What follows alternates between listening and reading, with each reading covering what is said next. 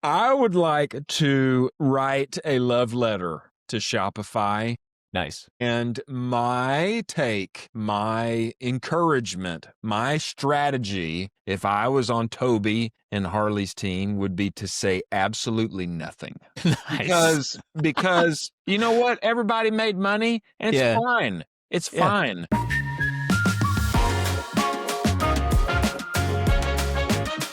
Colin, welcome back. Good to be back.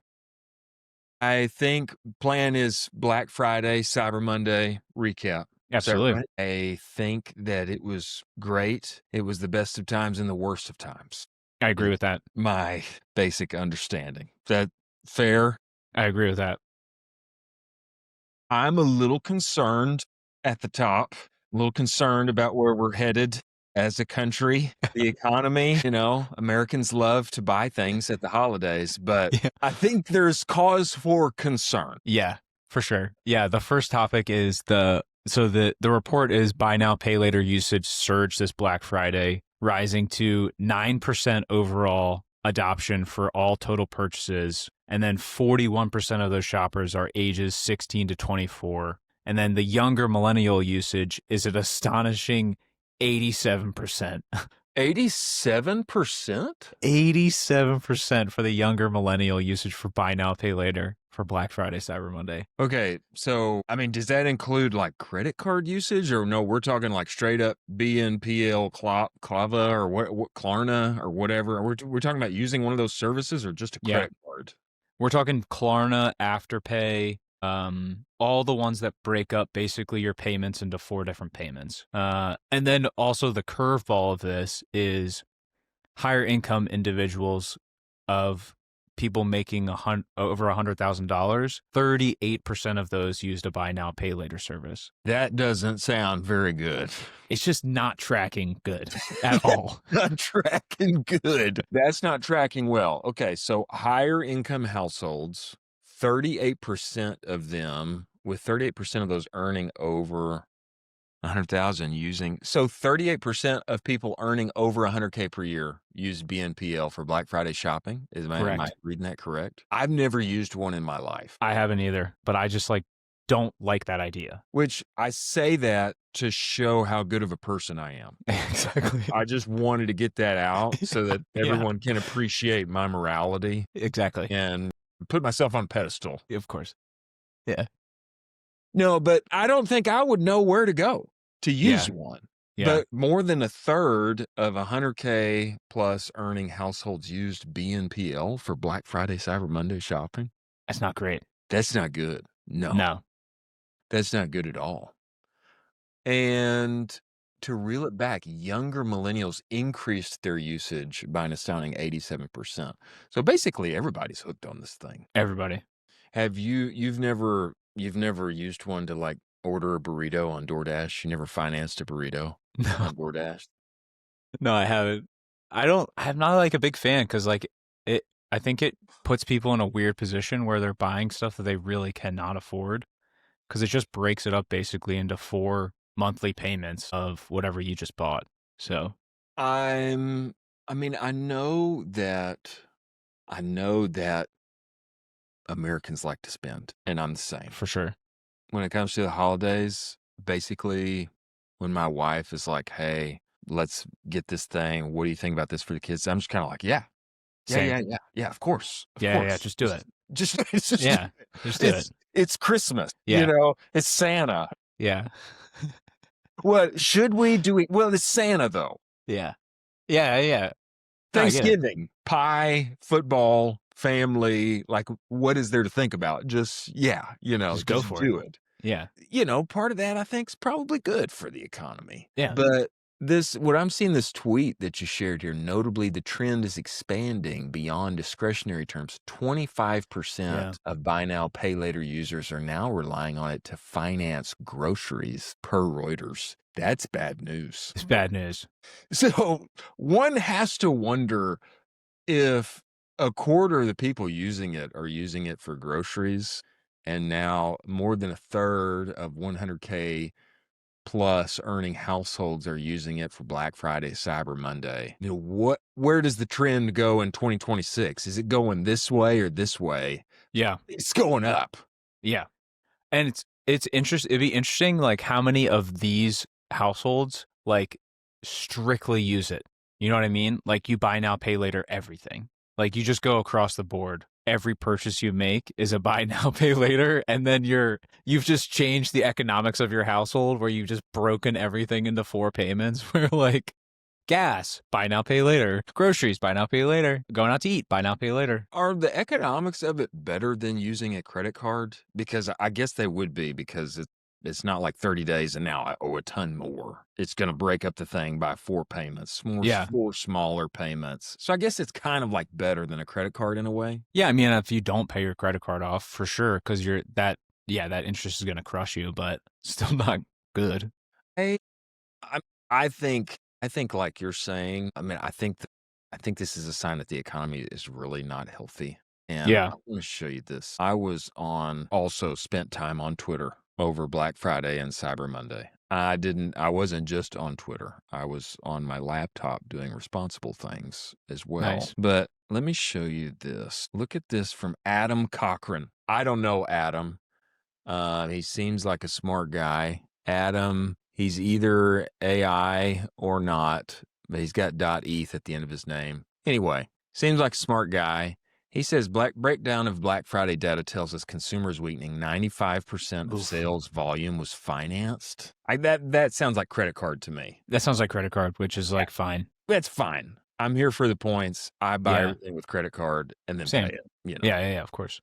67%, this is concerning though, 67% of that intends not to pay off within 30 days. That's not good. This isn't just like buy now, pay later. That's going up. The usage of that's going up. But credit card, I would guess probably normal usage, 95%, maybe. Yeah. Maybe that's more. But then 2/3 of those people don't intend to pay it off at the end of the month. That's crazy.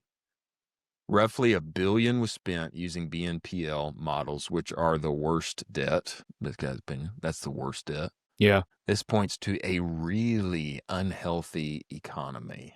Yeah, it's weird. Like, the economy is like solid. Like, the stock market is amazing. And then the consumer is just basically a horrible spot. Like, it's very weird. It's I listened, and there's basically 2 different economies going on right now. It's the economy of the people that have a lot of assets right now. They're seeing all these assets appreciate, real estate, stocks, all these things. Those things have basically ballooned up 50, 60% over the last couple of years. Real estate, even real estate? Depends on where you are. Okay. But then there's the flip side of that, where like the true consumer that is just like, they have no assets. They've basically just seen things get so expensive. And it's like, now you see the results of this, where it's buy now, pay later all the time. So what I'm trying to think, like, in our little corner of the world, what does that mean? I mean, I would think it means less sales for everybody. I asked around, and you're even more connected than I am. I'm fairly connected. I was asking around. I didn't hear anybody like doing backflips as far as like best Black Friday ever. We crushed. I heard we missed. It was hard. We changed our offer because it didn't go well. Wasn't expecting that. Whoops. That's what I was hearing a lot of. Yeah. I mean, is that fair? Did you hear something similar? Yeah, I basically heard 2 different talk tracks where it was like, we're trending for a pretty soft Black Friday, Cyber Monday. And then a lot of agency owners were basically saying, we're going to hit the same metrics that we hit last year, but we're going to probably have a pretty substantial decrease in spend. So it's a little bit more profitable. So maybe that's just them being really good media buyers and, good creative and all of the above. So it's kind of like those 2 things, where it's like they were seeing a little bit of a softer Black Friday, Cyber Monday, and then like they're really decreasing the spend on the ad accounts themselves. I would also say probably something that nobody was expecting was for Shopify to go down on Cyber Monday. I guess it didn't really go down because people could still buy. In my opinion, it's like, as long as people can still buy my thing, like, yeah, I'm fine. But I was surprised to see that come up and then start checking all the websites that I'm connected to and seeing like, whoops, like I can't Yeah. get into the back end, but at least we're still making money. That was surprising. I mean, I can't hate. I don't. I love Shopify. I love Shopify. I'm not Same. going anywhere else, but nobody's favorite to not be able Yeah. to sign into your website on Cyber Monday. Were you surprised when that happened? Yeah, I thought it was brutal. Like it's just a brutal thing to happen. I'm Shopify through and through and like absolutely love everything they do. I love the fact that like Harley and Toby like get in Twitter and respond to people. Like Good. that's pretty cool. That's a crazy thing for like a public company for them to go in there Yeah. and respond to people. Yeah, and I also thought that like it was interesting the response where like people on Twitter were basically like Toby needs to put out a response on Twitter for this happening. Yeah. And Yeah. I'm like, they're also a public company. They don't owe Exactly. you anything. They don't owe you anything. Like, yes, they had an error. Like, yes, sometimes that happens in business and you just don't run, you just run into these things. But like, there's this hubris from the community of like, they must personally apologize to me. They must apologize to us. Yeah. I've Like- been on my laptop. Please Yeah. apologize to me. I demand it. I was like, your checkout still worked. Like, it was good. Everything was fine. I would like to write a love letter to Shopify. Nice. And my take, my encouragement, my strategy, if I was on Toby and Harley's team, would be to say absolutely nothing. Nice. Because you know what? Everybody made money and it's Yeah. fine. It's Yeah. fine. Nobody had to sign into the website. And, I saw people poo-pooing on, everybody's behind their laptop. And let's be honest, most of us in the D2C community are dorks, okay? Marketing nerds, Yeah. spreadsheet people, okay? Let's just be honest, okay? And everybody's, ding, ding, ding, ding, ding, keyboard warring. The best response is no response at all because everybody was still making money. And also, despite like a little not being able to sign in, just look at what our friends created here. Okay. Why do we love Crazy. Shopify? We love Shopify because it's easy to use. It's intuitive. It's awesome. It's got a ton of apps connected to it. Any dummyo can sign in, open a store, and start selling something online. Everybody's an entrepreneur. That's what's awesome about Shopify. To whom shall we go? Okay. Are we going to go to BigCommerce? We're going to go to Magento. I'm not trying to poo-poo on anybody, but Sure. Shopify is awesome. And they do things like this. Look at this. It's crazy. Okay. Now, somebody might say like, oh, I don't want your fancy pinball thing. Just like, let me be able to sign into my website on Cyber Monday. Okay, I get that. But these kind of like, I didn't have tos. Yeah. This is what makes everybody fall in love with you. This is a huge reason why I love Shopify.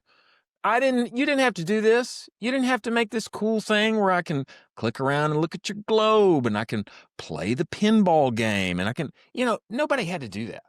But they did do it. And you could see the sales happening live and you could see it. And then, the whole intro to the thing and it's interactive and all of that is incredible.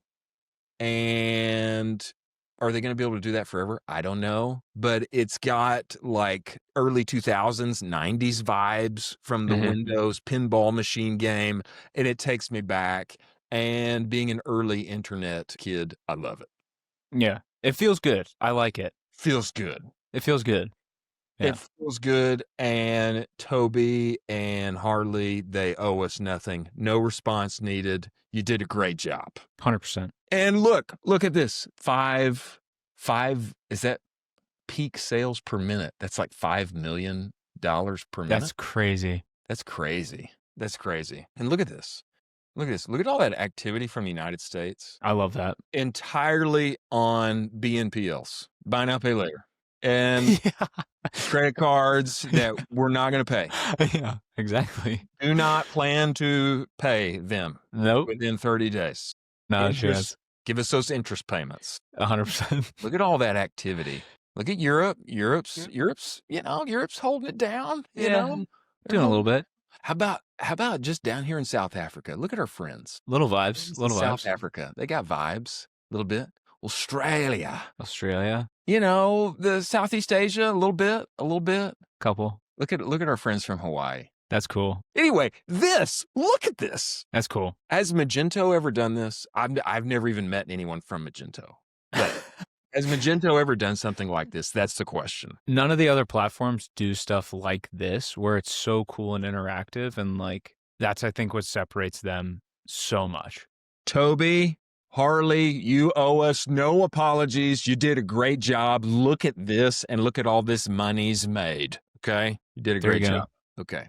I step off of my what do you call that? Soapbox. I step There you off go. of my soapbox. Oh, Shopify went down, but it's great. Any other learnings? Any other things stand out to you? So American shoppers spent a record $11.8 billion on Black Friday, just Black Friday, which is up 9% from last year. That's a lot. Is it a lot? I mean, it sounds like a lot to me. But is it a lot is what I'm saying. Is like, okay, so from last year, it's up 9%. Bake inflation into that. Bake, possibly the value of the dollar going down. Like all of these things into that 9%. And it's like, I don't know. That's not like a ton. I was kind of expecting it to be like crazy considering what the market's done. Yeah, especially, hey, all those BNPLs, just break it up, 4 payments. Who cares? It's basically cares? free. It's free money. Yeah, Yeah. it's free anyway. Yeah, I heard my good friend Ryan Danick, he told me that most of that extra mashugana was just price increases. It's not that there's like this dramatic, amount of more purchases. I don't know where he got that from, but he's a smart guy, so I kind of believe him. He was interested. I see you have in here, speaking of Meta and advertisements and, purchases and such, I mean, they were definitely going out of their way to put Ray-Bans, force their Ray-Bans into everybody's feed. Yeah. Creative on their part. I was here for it though, too. Very smart. Very smart. 100%. I mean, if you own the land that everybody's eyeballs are on, you can just force feed whatever you want in there. It actually made me think about buying them. I seriously considered purchasing them. Yeah. I held off. Yeah. So I guess it didn't really work, but. So like when you see that, can you imagine you've been in ad accounts, you've been in the back end. What is that for them? You know what I mean? Like, do they have CPMs? Do they have CPC? Free. You know what I mean? It's literally, that's what I'm saying to you. It's like, wait a minute. These guys don't have to pay anything back to Daddy Zuck. That's right. Like, this is crazy. I'm like shocked that it's like not talked about more, that like Meta can basically just arbitrage out like a product so quickly for free. Yeah, it's kind of like, do you remember way back when, the iPod, or maybe it was the iPhone, I can't remember, iPod or iPhone, one of the first ones came out and U2's album was downloaded on all of them. Do you remember that? Oh, I remember this. Yeah.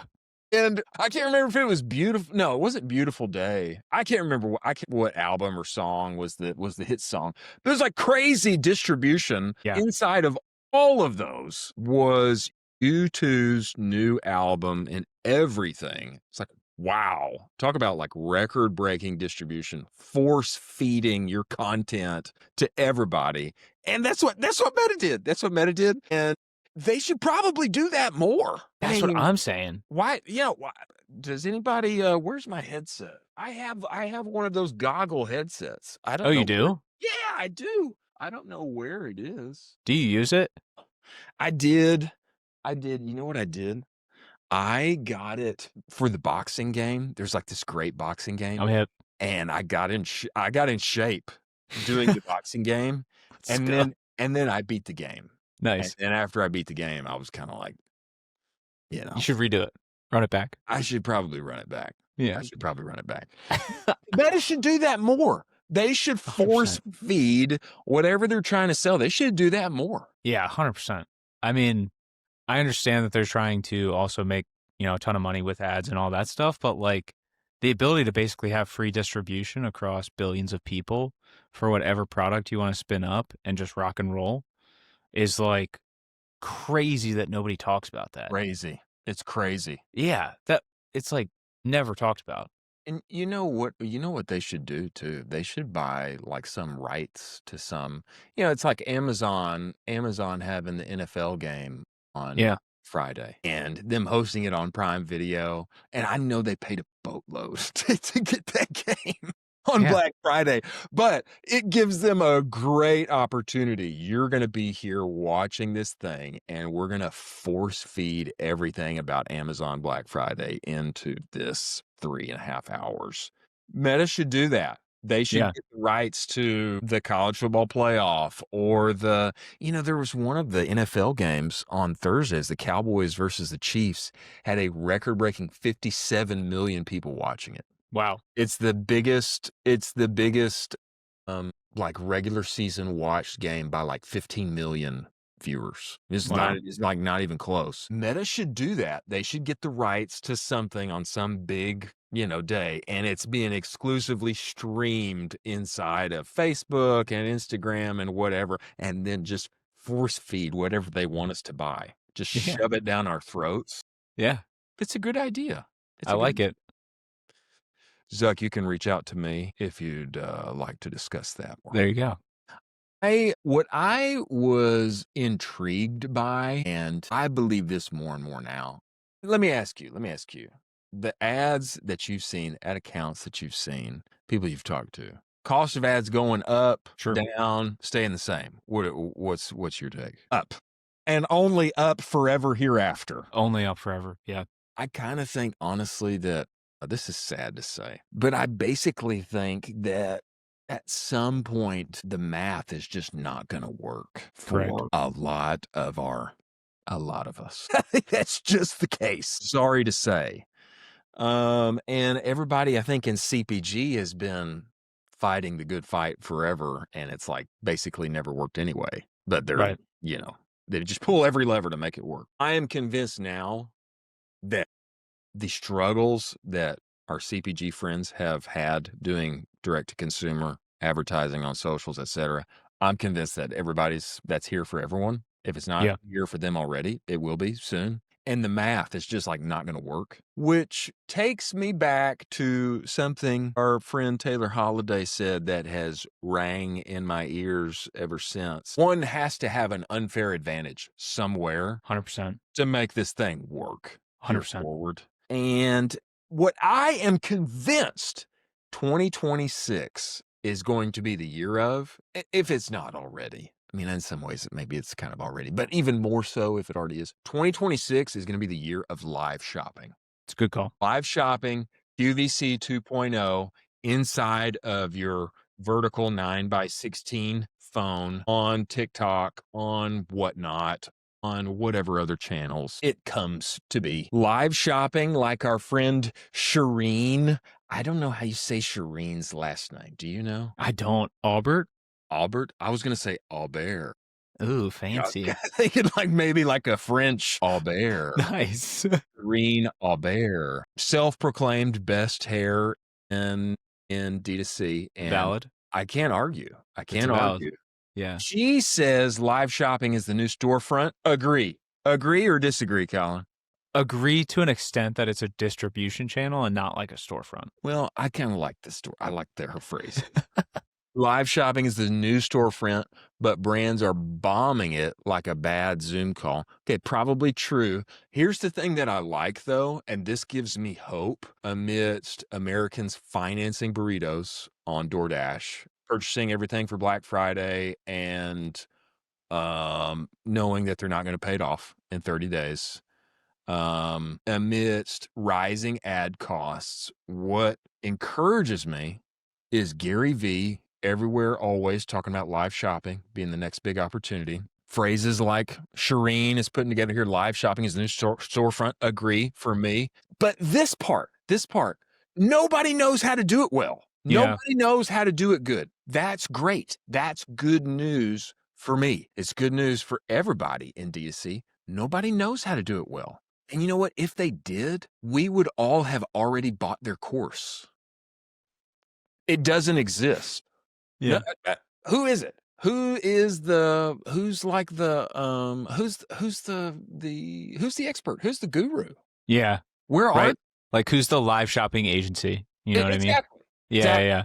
And a big part of me wants to go like rent out a place and just build these little booths and fill them full of hungry college students that are just on that set and just live selling all day long. Like you see in Asia, you see like clips of people like doing this in Asia. Part of me wants to do it out here, but nobody's good at this. But the good news about that is that it's a wide open field, man. Yeah. And if we're willing to get away from the keyboard and get a little sweaty and risk the face, I'm gonna look stupid getting on the live call. Like Shireen says, oh, everybody, this is like a bad Zoom call. Yeah, that's the risk. You have to get out from behind your keyboard. Everybody's smart behind a keyboard. Yeah.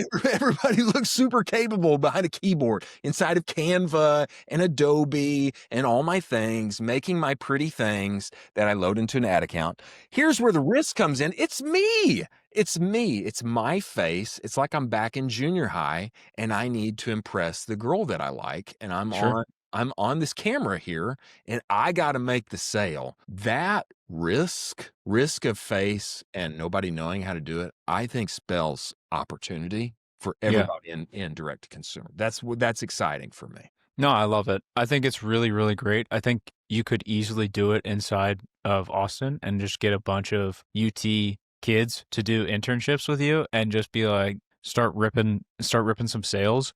I think she's totally right on this where like it has to be really captivating. Yeah. I think the Hexclad build out for this is really good. It's extremely on brand. It is a little QVC like where it's like a little too buttoned up. Yeah. And you want to kind of have a little bit more of like a authentic, interaction. And I think that's the big selling piece of this entire thing with live shopping is it's extremely authentic. You can't really fake it. Where like now you see the product, you can feel them messing around with the product. You also have the person answering any questions about the product that you have. And so there's this trust factor that's building up, but I would like it to be a little bit more exciting, a little bit more Mr. Beast like, Okay, so give me your take on this though, because I've been thinking about how to do this well, and all the points that you just said, not all of them, but some of them, I've been thinking about like, how do you keep this like interactive, exciting? Like, do you just have like a script that you kind of like start over every 5 minutes or, what are you doing? Because I mean, I don't think people are going to hang out with you for hours. I don't think. You got people just randomly finding you in their feed as they scroll by, catching you mid-sentence. I wish there's if somebody's got a playbook, I want it because I confess I want to do this in 2026 and I want to become great. Yeah. I want to become great at this. I want to be the sham wow guy. Yeah. I would like to become top G. And maybe that's not the right word to say, but I'd like to become a great live stream salesman. I would like to do this. I like it. I mean, I think it'd be crazy, like just an idea for Hexclad for something like this, where like if they have the budget to do it and test this out, they could basically give away a Hexclad pan every single hour on the hour. That's true. And then everybody that signs up in that hour, they're going to pick one person to give away. But imagine the amount of data of emails that they would get in that 1 hour on the signups, where like how much that would cost to grab all those emails for Facebook ads.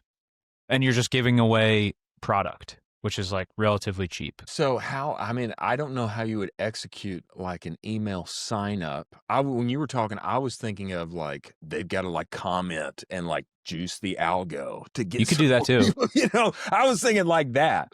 But yeah, maybe there's some way to capture people's emails to giveaway. Everybody loves a giveaway. Everybody loves a giveaway. If you can comment down below and answer this trivia question or, comment and then sign up here. And I mean, all of that, that's great. That's a good point. If you could way. If you could push them to a specific sign-up form on the native website, then at least you're getting them onto the website. That's Hopefully true. they're putting their email in, but then, as you and I know, you also have website identification tools. So That's like true. you're grabbing all of those emails, Yeah. hopefully. Yeah. So like this could be a really big data piece. And then ideally is like they sign up, they submit the form, and then they start bopping around the website and like looking through all of like shop now, shop bestsellers, going through everything. That's a great point. I think you should work in e-commerce. I try to work in e-commerce. I'll try. That's smart. Thank you. Well, if Hexclad is doing it, then it's not just for like the little guys. You know what I'm saying? It's not just for like, oh, that's for poors. You know, if you're doing live shopping, that's because you're poor and you haven't made a gazillion dollars yet. If Hexclad is doing it, to me, that means it's here to stay. For sure. I'm in. I'm in Nice. on live shopping. Okay, I've got one more Nice. that I would like to show you and get your impression on. Nice. I probably got one more too. So Do you got one more? You want to go first? you first. Me first. Okay. All right. Have you played around with Nano Banana? Yes. Nano Banana Pro, the newest version. I used it today. Used it today for a project. I did not use it today, but I have been playing around with it. So good. And I am blown away by things like this. Okay. So I'm in. Yes. So this post. I saw this. This post. You saw this. Yeah. Okay. This one on the left, super impressive. Looks really cool. If you've been around, like this is AI. Maybe grandma who is surfing Facebook doesn't realize this is happening all the time. If you were to post this and say like, hey, this is my fiance and us at a dinner, your grandma would say like, oh, she's so beautiful. Yeah. What's even crazier though, is that now with Nano Banana Pro in whatever iteration and phase and whatever it is, now it's this. Unreal. This is unreal. Yeah. I can't tell the difference. No clue. This looks like an iPhone that I shot. You know what I mean? Exactly. This looks like it was shot on an iPhone, and whoever this is, girlfriend, fiance, friend, workmate, they're there in front of you, and you guys were, whatever it is. If somebody sent me this, I would totally believe this captured in real life and is actual and real. Yeah. I mean, you've played around with it some. Give me your impressions, having played around with it.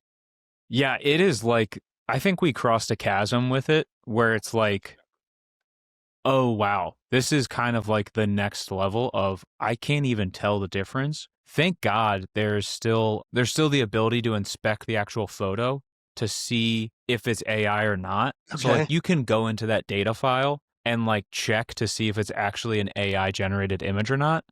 That's still around, thank God. But like it'll still hallucinate. It's not 100% perfect yet. But like we really crossed a chasm where, I mean, it's getting kind of insane. It is insane. It is insane. Yeah. I know there's all kind of like implications like, oh, it can make me look like I'm doing something evil and, all those things. I know that exists out there. But I'm like, and I'm really impressed positively because I think all of the constrictions of the economy, tariffs, rising ad costs, along with development of AI, blah, blah, blah. All of the things about AI on the negative side, it's going to force people to lose their jobs. That's awful. But on the positive side, especially for people working in e-commerce, what this is going to do is empower the 6 to 7 figure 100%. brand owner. Yep. Or the 5 to 6 figure agency owner or freelancer. This is going to enable and empower the common operator, user, creator to do so much more. So much more. Oh yeah. I was talking to a friend who was playing around with it and was like, this buy box on this site, take this and make it like that for my brand. And bro, within 2 minutes, gorgeous, It's crazy. gorgeous. I mean, made an incredible looking new buy box that you would have had to, you'd have spent $4,000 paying Yeah. somebody to, just to ideate. Landing pages, emails, ad creative. I mean, all of it. I think this is going to enable even further this idea that I have of the one-man brand. The 100%. one-man brand, a generalist creator, operator, whatever. He can go, maybe he can even go into 10 figures, into 8 figures at some point because of all of the enhancements of AI and the things that it allows him to do. I was blown away by Nano Banana Pro, such a ridiculous name, but I'm really excited to use this thing and become now I feel like I can become like a pro landing page artist now. Oh, 100%. I'm not just a meager user of Canva and Photoshop. Now I'm an artiste. Yeah. I've got all kind of things at my fingertips. I'm very impressed and excited. Yeah. Imagine the total cost this is going to drop for brands for like photo shoots, like a clothing brand. Exactly. And if like you just give me some white background product shots, Yeah. and then you give me some inspo, and then I generate some stuff. Yes. Like if you're that solo guy that you're talking about, Exactly. this guy can spin up some really creative stuff now. Yeah. Yes. That's crazy. And imagine, he gets a few product shots and he's like, well, now I want some like lo-fi iPhone in Soho or wherever this is, with this girl using my product. I mean, this is bananas. It's Nano's bananas. It's Nano's bananas. Maybe that's why they called it Nano Banana. Maybe. Okay. That's my last. I like it. You had a good last one. I have one that I know that you saw, and I would love your take on everything. Give me. And how you're thinking about it. So Gruns just launched a brand new brand. Yeah, they did. And it's a pre-workout gummy. I saw that. And so what a lot of people didn't also catch is all of the other trademark names that they are registered for is like crazy. It's a whole suite of family products. It is. Where it's like baby, maternity, pre-workout, like all of them. There's like 12 of them. What are your thoughts on that? Well, so number one, I think it has been discussed at length that we all should have started supplement companies that were made of gummies. It's like gummy supplement companies. Like we all should have done that like 10 years ago or something. Yeah. And then we would be the billionaires who are in control of the United States economy. I mean, really, we would be. I think the original product, greens for my kids. It's a nerve for parents where it's like, yeah, that's a no-brainer. As long as you can get me to buy it and my kid tries it and likes it, like I would happily shove greens into their body this way because they'll actually eat it. Super smart. They love it. Super smart. I love the ambition of taking over the whole world with 100 different products. I mean, there was a list, right? Huge list. We should pull up the list. The list was kind of crazy. And they all had their like signature, what's that U called? I was going to ask you that. What is that? I don't know what it is. I feel like it's from Germany. I was going to say like Finland. Deutschland. Sprechen Sie Deutsch. Here. I've got the You got the list? No, but I've got their U. Juiced. You found it. Now, I think if I didn't know better, I would just say just or juked. That's what I like. I don't understand with it where it's like, whatever. I know they're playing with There it is. Here we go. Pooped. So they're making a probiotic gummy, or is that a dog gummy? Pupped. Hard to say. One would have to know how to pronounce it correctly first. Yeah. And being the linguist that I am, yeah, I think it's poop. I don't know. Yeah. Skew. Don't know So what that is. Womb. they'll do a emergency gummy, basically, for rescue. You think so? For sure. Okay. Woof. I would think woof is dogs. Probably dogs. Probably dogs. Vitool, improve, scoot, smooth. Not sure. Kids, new tropes, moves, beauty, restore. Yeah. Anyway, I love the ambition. I think probably, hey, if anybody can, like make a move like that, maybe they're poised to do it. Yeah. Got so much momentum behind them. Here's what I would say. I think it's hard to kind of have to start over in some sense with all Sure. of these new words. Groons with that funny U and the little thing, like that was hard enough. That was hard enough, man. Groons, gruns. We just got it. We just got it, And now they've got to own new words. They've got to like own and emblazon that in people's minds, these new words that people don't even know how to pronounce. Yeah. That's hard. That's a hard game. They're trying to Uber everything. Yeah. Yeah, exactly. Which is so hard. But like if you pull it off, you become Uber, where it's like Uber. Well, I think the smart thing about like some of Uber's like break off stuff like Uber Eats is that it puts Uber at the front. Yeah. I know what it is. Yeah. But if I just see Jucked or I know. Jaked, juiced, I guess I would say juiced. Juked. Maybe I'd say juked. I don't know. But if I just see this word and it's kind of, oh, what is that? If it said Groons juiced, Groons pre-workout. That's what exactly. Yeah, like that's a lot easier. Yeah. Groons nootropics. Yeah. Groons whatever. Pets. Yeah. Groons pets. Exactly. Yeah.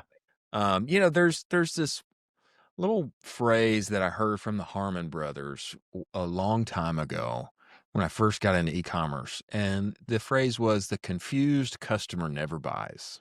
100%. The confused customer never buys. Confused mind always says no. And so if I'm like sitting here trying to figure out like, wait, what is this? Yeah. What's the word? Yeah. I've never heard of this word. I don't know who they are, but there's a good chance I've heard of Groons at this point. Yeah. Groons pre-workout gummies. Great. Done. So I love the ambition. Me too. I think I would take a different tactic. Yeah. It's just like, it's a lot to bite off. And I think what they're trying to do, like the logic behind it is they don't want to soil the ad account or the data that they're collecting, because all of these people are basically going to be multiple demographics where they're like, they don't want to mess up all of the different data within their emails or their ad pixel or, their SMS, all the above. I get it, but like, dang, that's a huge lift to make sure the data's clean. Yeah. Yeah.